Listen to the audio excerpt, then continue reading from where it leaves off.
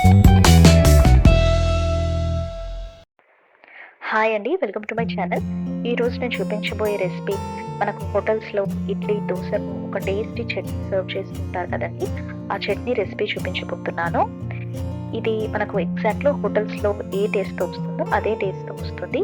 So recipe చూడబోయే ముందుగా నా ఛానల్ని మీరు సబ్స్క్రైబ్ చేసుకున్నట్టయితే తప్పకుండా సబ్స్క్రైబ్ చేసుకోండి.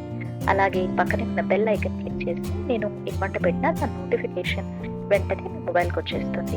సో రెసిపీ చూసేద్దామా.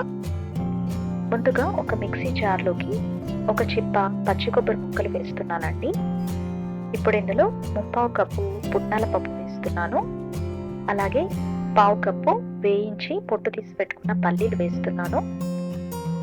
ఇప్పుడు ఇందులో 5 నుంచి 6 వెల్లుల్లి రెబ్బలు వేస్తున్నాను. అలాగే ఒక 4 పచ్చిమిరపకాయలు వేస్తున్నానండి. ఒక 2 ఎండుమిరపకాయలు, కొద్దిగా కొత్తిమీర, రుచికి సరిపడా ఉప్పు, అలాగే కొద్దిగా వాటర్ పోసుకుని మనకు కావాల్సిన కన్సిస్టెన్సీ విధంగా గ్రైండ్ చేసుకోవాలండి. ఇంకా పల్చగా కావాలనుకుంటే వాటర్ ఎక్కువ వేసుకోండి. ఇప్పుడు ఇందులో తాలింపు పెడదాము. సో ముందుగా స్టవ్ మీద ఒక ప్యాన్ పెట్టి ఇందులో 2 టేబుల్ స్పూన్ల ఆయిల్ వేడి చేస్తున్నానండి.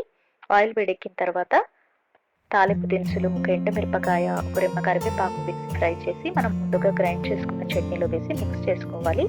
చూస్తున్నారు కదా, ఎంతో టేస్టీగా ఉండే hotel style coconut chutney ready అయిందండి. ఈసారి ఎప్పుడు ఇడ్లీ దోశ చేసుకున్నా ఈ చట్నీ తప్పకుండా తయారు చేసుకోండి. మీకు ఈ రెసిపీ నచ్చింది అనుకుంటున్నాను.